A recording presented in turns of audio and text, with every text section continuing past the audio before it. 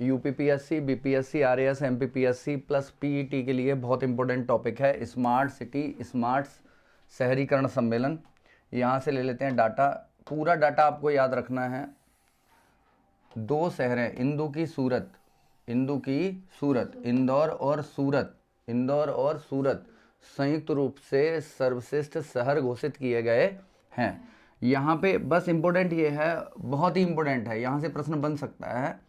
सर्वश्रेष्ठ राज्य का पुरस्कार उत्तर प्रदेश को दिया गया है। सघन मिशन इंद्रधनुष 4.0, पहले हमें ये समझना है, ये प्री और मेंस दोनों के लिए इम्पोर्टेंट है। समझिए ऐसे कि जो मिशन इंद्रधनुष है वो 2014 में शुरू किया गया था, 2014 में टीकाकरण इसका उद्देश्य था। इसके बाद 2017 में पहली बार सघन मिशन इंद्रधनुष चलाया गया, माननीय मोदी जी के द्वारा उसका उद्घाटन किया गया था।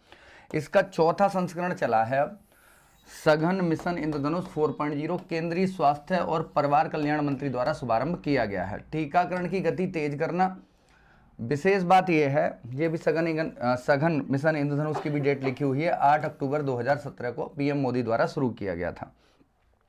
विशेष बात यह है कि जो कोविड-19 के प्रभाव हुए थे उसमें टीकाकरण की गति कम हो गई थी, इसको ठीक करना अब इसका उद्देश्य है। इससे आगे चलते हैं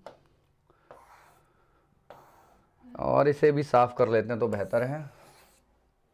ये लीजिए, एक है पर्वतमाला कार्यक्रम, ये सीधा फैक्चुअल प्रश्न है। पर्वतमाला परियोजना या पर्वतमाला कार्यक्रम, सीधा प्रश्न आएगा अगर यहां से आया तो।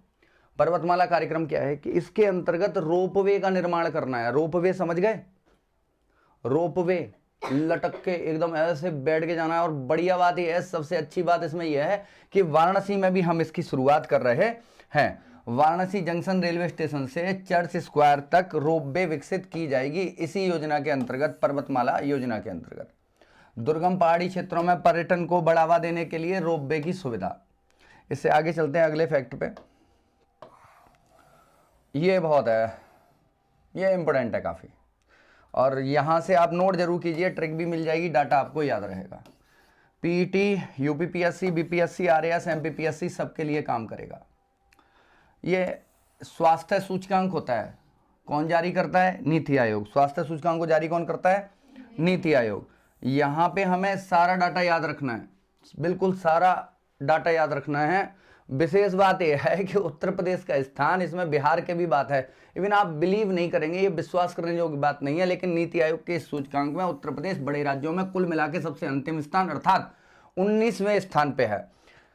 पीएससी की अगर हम देखें, यूपीपीएससी, बीपीएससी, यूपीएससी आदि का देखें तो एक ही प्रश्न में कई फैक्ट मिलाए जाते हैं। तो अगर कई फैक्ट मिलाएगा तो आपसे सीधा पूछ सकता है पहला स्थान किसका है, दूसरा किसका है, तीसरा किसका है, उत्तर प्रदेश का इतना है कि नहीं, और जारी कौन करता है, ये भी पूछ सकता है। तब आप क्या करेंगे?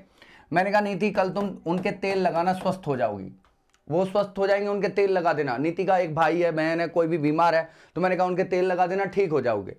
नीति आयोग जारी करेगा स्वस्थ राज्य प्रगतिशील भारत रिपोर्ट, जारी कौन करता है? नीति आयोग। नीति कल केरल जो है, कल से क्या निकालेंगे? केरल। कल से क्या निकाला? केरल प्रथम स्थान पे है, सर्वाधिक स्वस्थ राज्य समझ लीजिए। अगर आप ऐसे कहीं भी अगर आप प्रयोग करें, डाटा में प्रयोग कर सकते हैं इसका। तुम का मतलब तुम, तमिलनाडु द्वितीय स्थान पे है, उनके 19वां स्थान है उत्तर प्रदेश, अंतिम स्थान है, इवन बिहार के बाद स्थान है इसका। बिहार का भी अगर आ जाए बीपीएससी में तो 18वां है, दिमाग में रखिएगा। तेलंगाना तृतीय स्थान है, शुरुआती 3 राज्यों में शामिल नहीं है, यह भी प्रश्न आ सकता है। तो क्या करेंगे?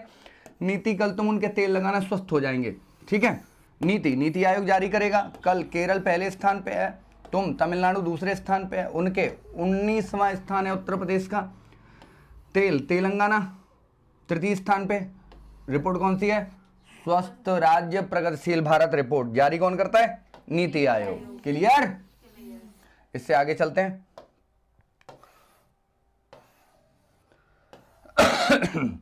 बहुत इंपॉर्टेंट है, बहुत इंपॉर्टेंट है। 105वां संविधान संशोधन बहुत ही इंपॉर्टेंट है।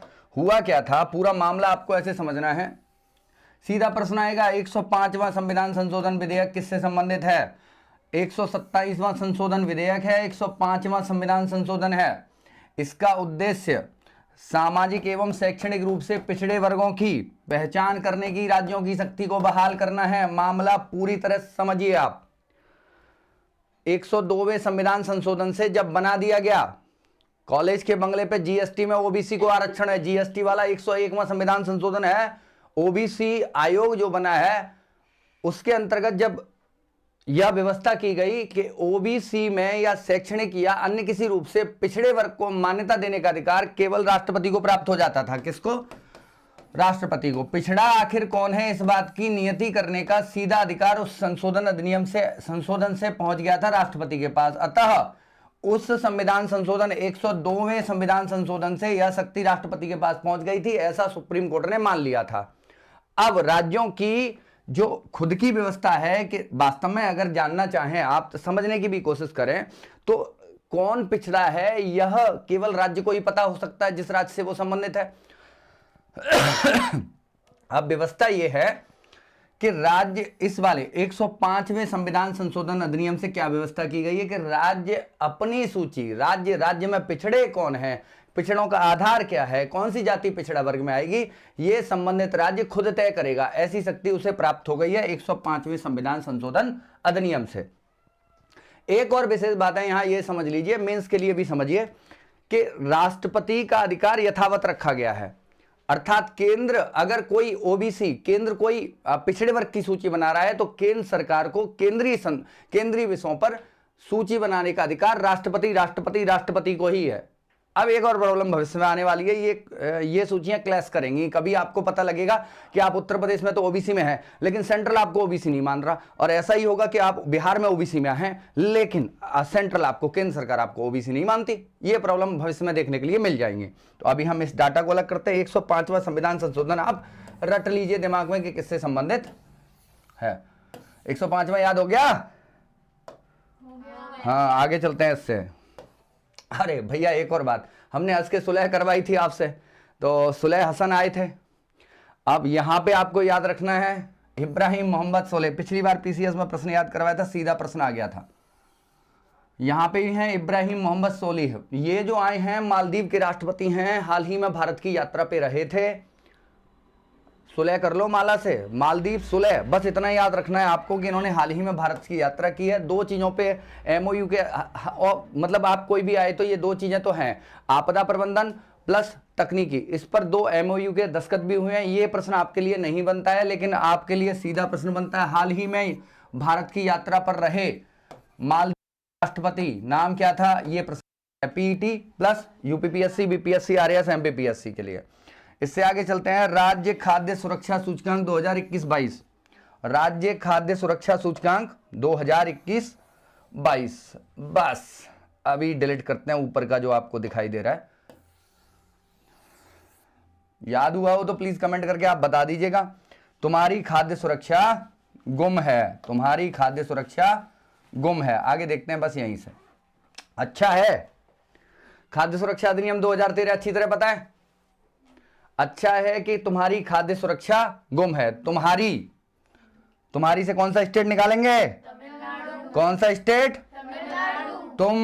तुमसे हमेशा निकालेंगे तमिलनाडु। खाद्य सुरक्षा, राज्य खाद्य सुरक्षा सूचकांक गो कौन सा स्टेट है? महाराष्ट्र। खाद्य सुरक्षा में पहला जो स्थान है वो तमिलनाडु का है, दूसरा स्थान पे गुजरात है और तीसरे स्थान पे महाराष्ट्र है। और अच्छा है भाई, ये सब बातें हो गई। अच्छा 8, अच्छे से क्या निकालेंगे? 8वां स्थान उत्तर प्रदेश का है। राज्य खाद्य सुरक्षा सूचकांक में प्रथम स्थान पर तमिलनाडु राज्य रहा है, उसके बाद क्रमशः गुजरात तथा महाराष्ट्र का स्थान है। उत्तर प्रदेश का स्थान 8वां है। डाटा याद हुआ?